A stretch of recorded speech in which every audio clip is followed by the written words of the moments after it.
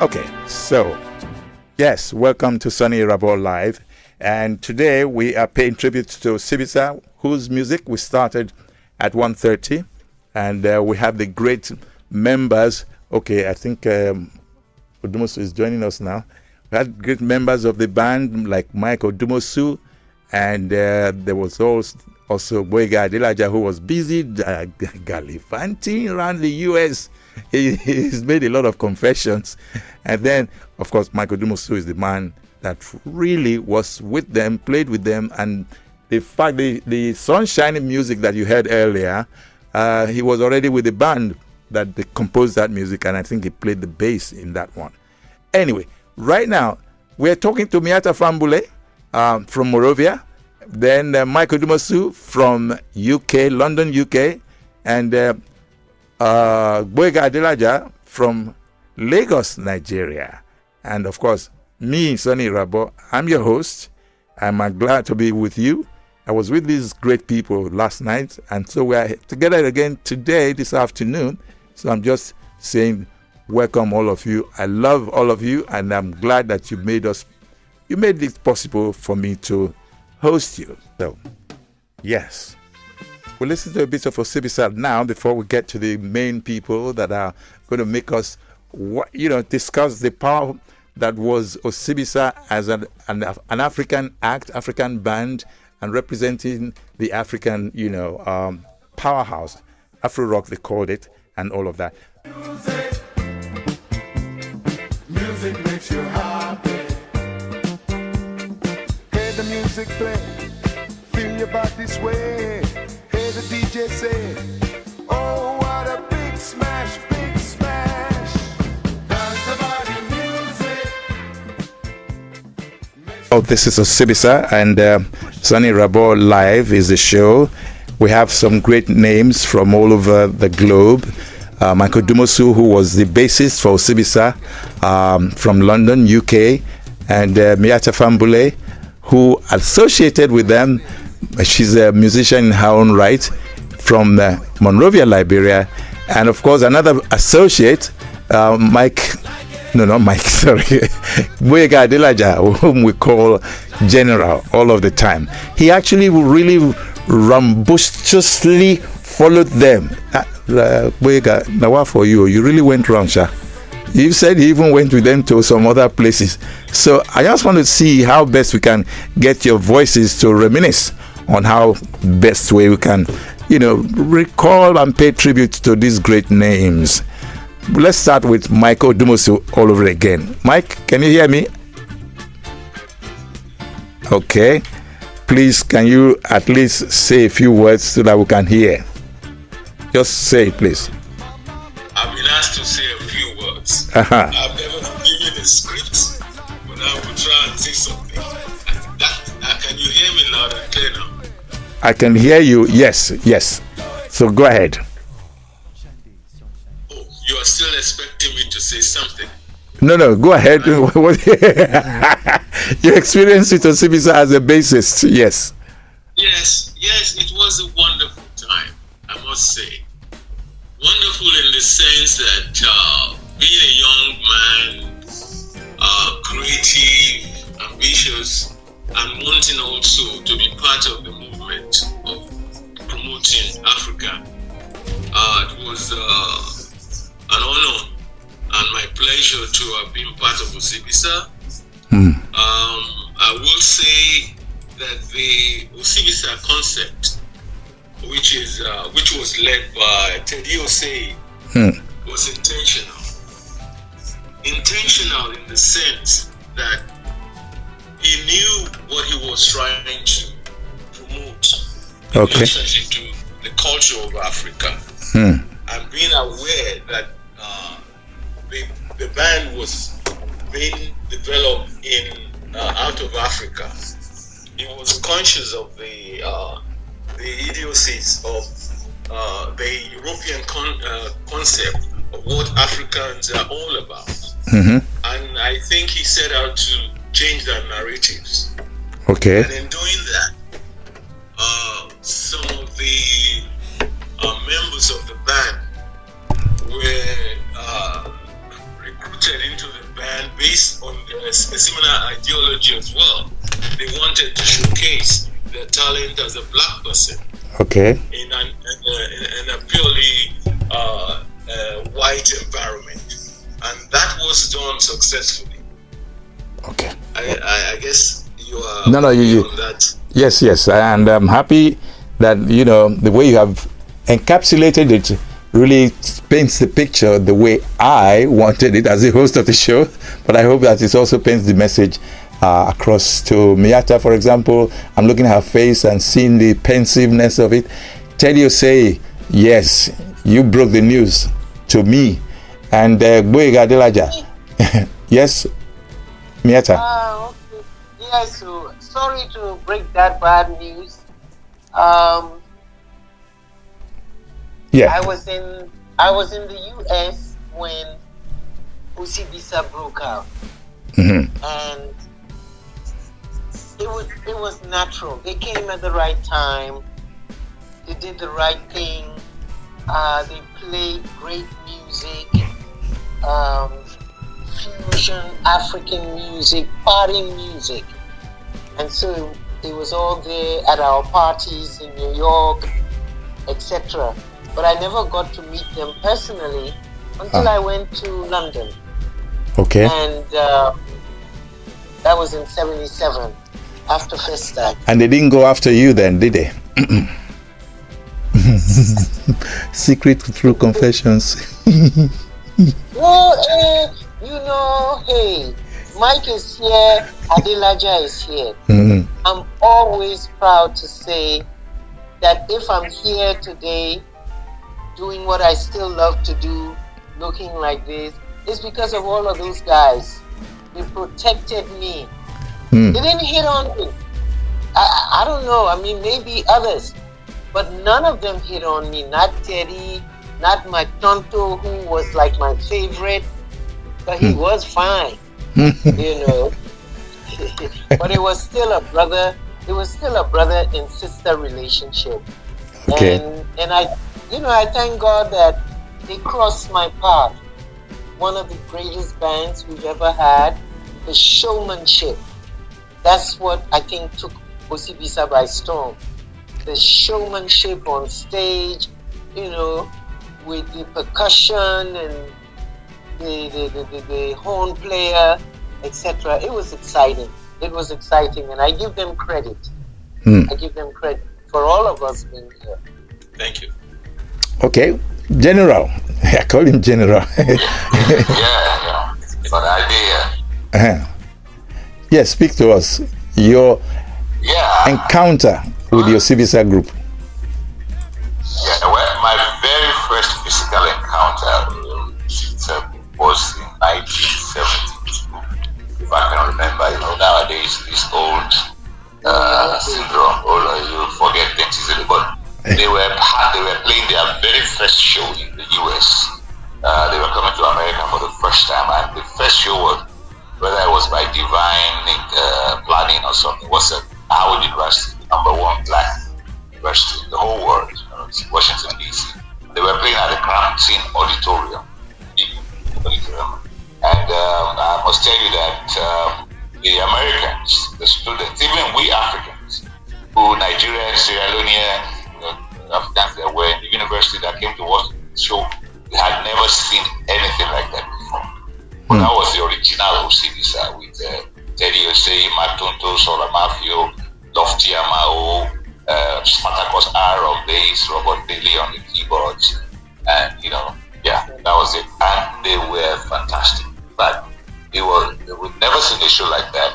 And then an African group, when they Richardson on vocals, could play music like that. And in those days, I remember that Mandrill was this American group called Mandrill. I remember. They were very close to Osibisa, but but when we saw Mandrill earlier in the year, but when Osibisa came, I'm telling you, the opinion was wow. It was different. The real stuff, the real deal. And then after the Crampton Auditorium show, they went to New York City to have their next show, and I started following them. I think I followed them up to Pennsylvania somewhere. In my own sports car. I had a car. And I had a few dollars in my pocket. I just wanted to be around the band because they were so fascinating. That was how I got to know Dr. Yamao, and then he was telling me about Rebecca Baka and Teddy Osei and all of them, even Marco. That was my very first experience. Surprisingly, I marvelous. tried to reach Remi Kabaka. I couldn't. Yeah. He's somewhere in California. Yeah. You know. Yeah, he's in Oakland somewhere. You know, so that was the reason that all this happened in 1972. Or 73. I think 72 when they came to America for the first time, their first show. You know, and then we became friends. So and when I had to go back to England about 3 years later in summer, I met them very well again, and then they were rehearsing at Open Gardens. And we used to hang out at Solar Matthew, late Solar Matthew's house. It was on, I can remember that on number 57 Matchmont Street, close to Russell Square. We used to Glass Malawal and all. Some of the top African musicians living in London. Okay. So, all right. That's my community. Yeah, Mike Odumosu, you said you joined them in 74, thereabout, yeah? Okay. And I joined the band in 1974. Okay. And you were the bassist? Yes. For the length of time that I spent with the band. How many years? Close to 5 or 6 years. Good. Wow. Okay. So most of the hit song, I was in the band, co-written the songs as well. Let me take you backstage into the inner workings of the ideology of Osibisa. I did mention first that it was intentional, and reason I'm using this language is one, I connected with the ideology that Teddy has about let's combine effort, energy, and sell Africa to the rest of the world. And in my own view, I think we did that successfully. Why? How? By the reaction you get after each concert, because our audience are usually about 99% white audience, and for them to come into the hall and enjoy the music so much that they also participate in whatever we ask them to do. My observation also is that Teddy had a definite idea and vision of how he will want the band to be perceived in the music industry. And I think he was able to accomplish that with the help of the team, which includes myself.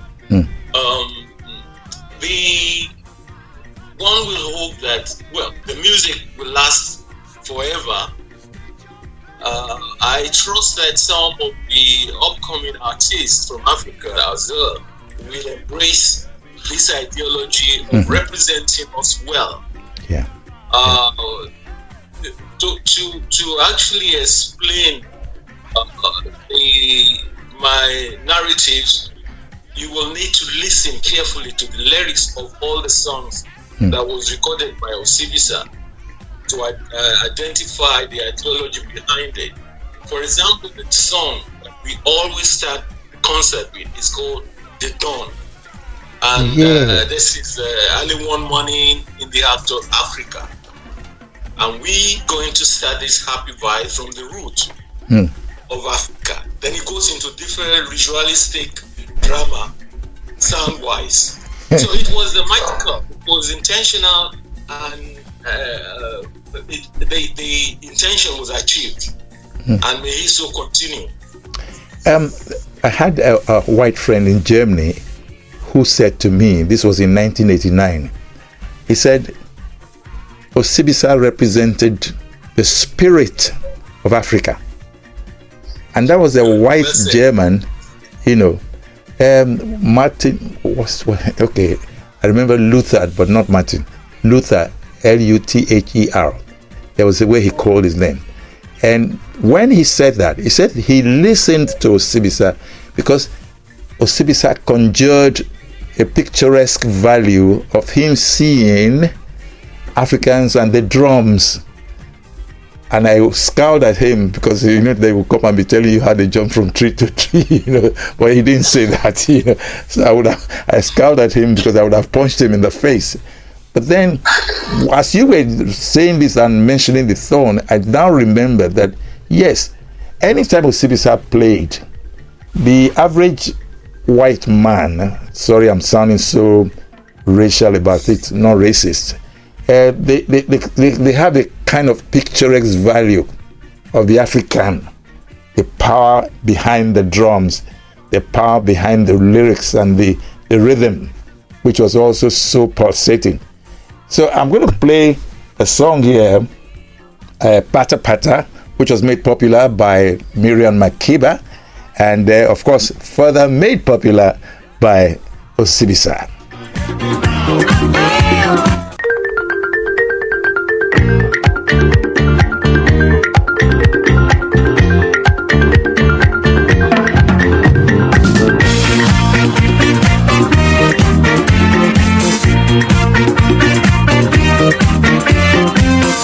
Everybody get on down. Get the latest thing in town. Hear the sound and feel the beat. Time to move and shake your feet. Oh, iya mama, iya mama. Let me down. Let me mama, let me down. Oh, iya mama, iya mama. Let me down, mama, let me down. Hit the floor and start to move.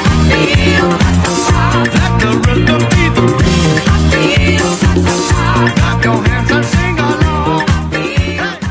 And we had a full 1 hour interview, video interview plus audio and everything. And he told us how he started music in Ghana as a building inspector, how himself and back. That is a fantastic interview. And somewhere along the line, Osaze asked him to, you know, tell us about their musical exploits towards the end of the 70s. You know, I mean, towards the end of the 70s, when Osibisa actually became a phenomenal group. And he told me clearly, I'm serious, it's on video, that when Mike Odumosu joined the band, Osibisa, and they recorded a series of hits, he said the fortune of Osibisa changed for better. It's on video, he said it himself, and I'm sure that video will be out, permission of Osaze. Mike, how does that make you feel? Mike, how much? I'm humbled. Yes. It makes me feel humbled. Again, I'll take a step back again and take you into the inner workings. The preparation before stepping on stage. You have a combination of African artists with different cultural belief set, and each time you step into the dressing room preparing to go on stage, you will see all kinds of visualistic display. So by the time we step out onto the stage, we're all charged in all magical forces that you can think of. So it wasn't, I think there was a lot of spirituality that goes with what we do. Incoming voice call from Odumosu. Okay, but Sorry, that was a call that came in from my daughter. It's Sorry okay. about that. Go ahead, please. So you see, you have to be at one of the concerts to appreciate and enjoy a joy, the crisscross rhythm that explodes with happiness. That's all I can say. Okay. I like to bring, I wanted to say Miriam Makeba, Miatta Fahnbulleh. You see, these were people, Yeah, of course. these were people I interacted with very readily, and they were such great women and all that. Yes, Miatta, It's a pity that Miriam is not here, but Miatta, yes. You were another voice of Africa, and you've always been. I know you look young, but you're almost, you know what I mean, grandma. Go ahead. Great grandma. Oh, great. Okay. Am I being? Beautiful grandma. Beautiful grandma. I have 5 great grandsons. Wow. I respect you. So not play with me, not play with me. I You have your own battalion. Well done. So, tell us about your Osibisa experience, the African way. Yeah, there was a song you sent to me. Oh, gosh, where is it? Woyaya, which was a slower version of the Osibisa version. Anyway, just talk about it. I didn't download it. I'm so sorry. Yeah. My eye opener to Osibisa, and Mike will have to tell me if he was on for that period, because it had to have been 1978, early, when Osibisa played London at the Hammersmith Odeon. I beg your pardon? Hammersmith Odeon. No, it wasn't the Hammersmith Odeon, it was the other South Bank. Elizabeth Hall, Queen Elizabeth Hall. Queen Elizabeth Hall at the South Bank. Okay. Yeah. Okay. I remember that very well because it was my first date with T-Bone Wilson. Anyway, we went to this hall and waiting for this Osibisa group. And you're looking at the stage, and all of a sudden when they announce them, you hear all the activities coming from behind you, the entrance of the theater. And there come these Africans with their drums and their whistles on an elephant, my people. Live elephant. Wow. Wow. I said, these ones, they are mad. Because I was even afraid of the elephant being in the hall, and whether, I think Terry Ose and probably Jake was sitting on the elephant all the way down in the hall and went on the stage. Wow. It was phenomenal. I don't think anybody else has ever tried something like that. I saw it, and I mean, it made such a lasting impact on me. I had to get to know them, had to listen to their music more. And I'm very, very grateful that, like I said, they crossed my path. Great human beings. And I thank them as one of those who came after them, that they laid a good foundation for us in terms of performance and everything else. Because of what you just said now, can you then give advice to the young ones that are coming behind us? Because Nigeria is Africa is in the eye of the world right now. Remember Yusuf Ndo? He's not young anymore. Okay. Yes. But there's Whiskey, there's, what's his name? Burna Boy, there's Davido from Nigeria, and all of those great names in South Africa and the likes, and Ghana. So, what would be your advice to the coming ones, Miatta? Then I'll go to Mike and Gboyega. I had a conversation many, many years ago with my brother Wole Soyinka, and I was telling him how it was very difficult for the African artists to break through.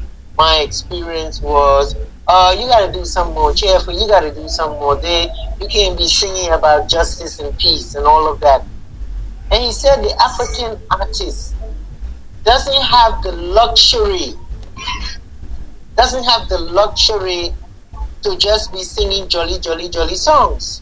That it was the responsibility of the creative artist to speak on behalf of the people and also to promote our art. So To the young people, I'm saying, God bless you. You are now living in a time where you don't have to work every night to make 100 naira, $100, like the likes of Soni Irabor and Johnny Hastrop and others. We did not have that luxury of technology. And if you young people are now stepping into the shoes, I wish you would remember that we have too many people in poverty. I wish you remember that we still cannot afford health care for our people. I hope you remember that a good percentage of our people are illiterate. So as the artists, we are responsible to highlight these things so that the leadership hears it. If all day we're singing, you know, booga booga and we enjoy and everything, yes, it's okay. But I think our young people of today are more focused on making the millions, flying the private jets, and living the life of, quote, celebrities. When your neighbor still doesn't have running water, still doesn't have lights. So that's my advice to them, to come back home and be the voice of the majority of your people. Mike, what would be your own advice? Mike. I'm not sure if I'm in the position to advise anyone. Why? The reason being that it's a personal responsibility. You have to know who you are, what you are about, and what is your journey through life this time around. I was driven by that. I realized at a very tender age that I was gifted with the talent of singing, performing on stage, and done successfully from when I was about 8, 10. I was appearing on television in Nigeria, and so forth and so for me to now say to a young person, this is the way you should go about it, I don't think that's fair. I think what I would say to anyone is be sincere in your journey this time around. Look around you and be a good influencer to your peers and those that are looking up to you as an elder. That would be my recommendation. That's a good one. Gboyega? Yeah, thank you, Sonny. I think generally music, or the musicians themselves, the popular musicians we have now, Davido, all of them, you know, are a reflection of the Nigerian society. They are thinking about what they see. You know, Fela came like a prophet.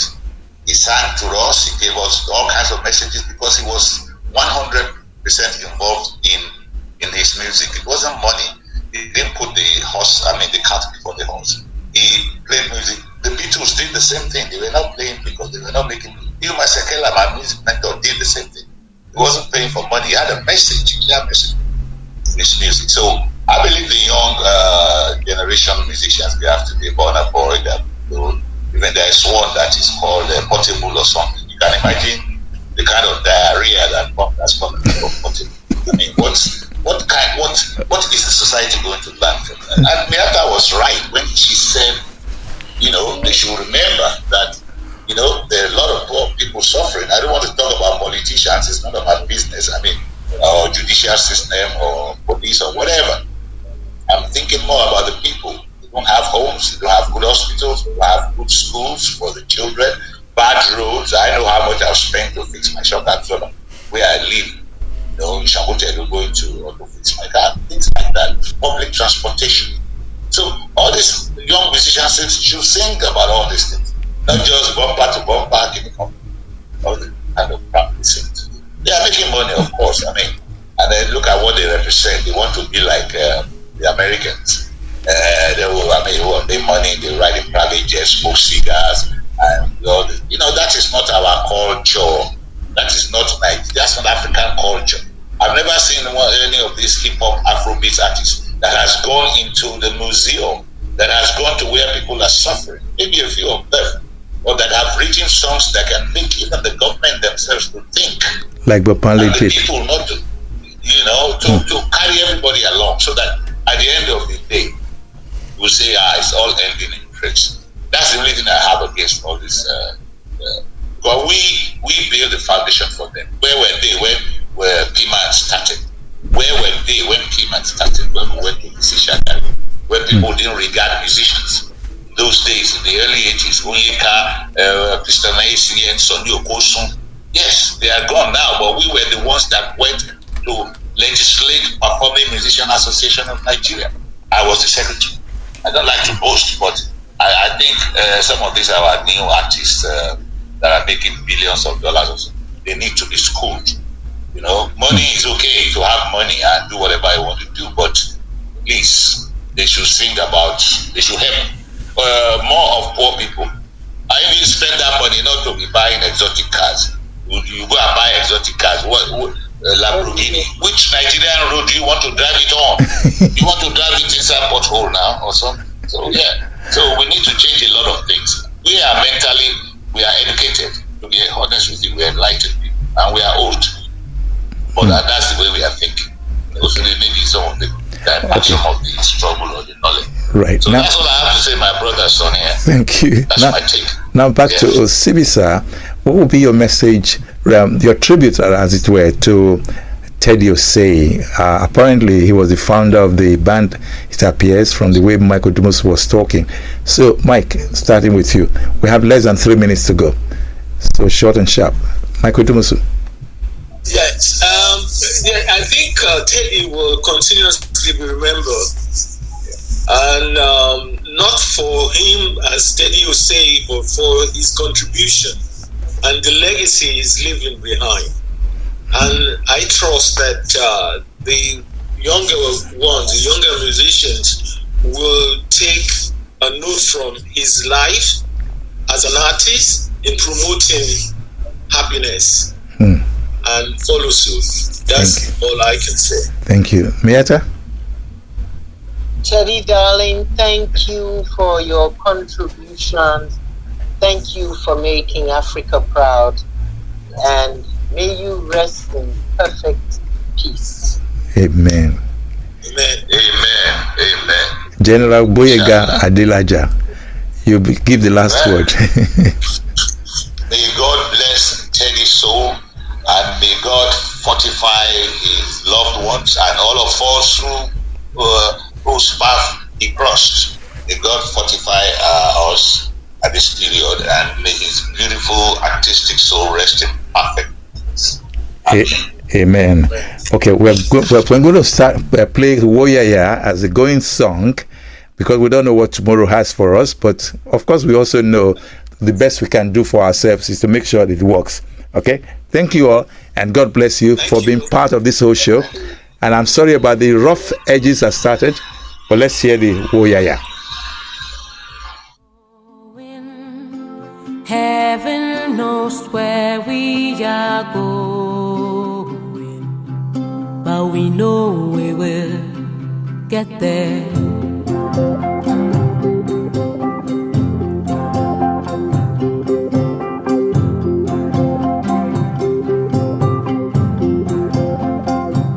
We are going, heaven knows where we are going, but we know we will get there.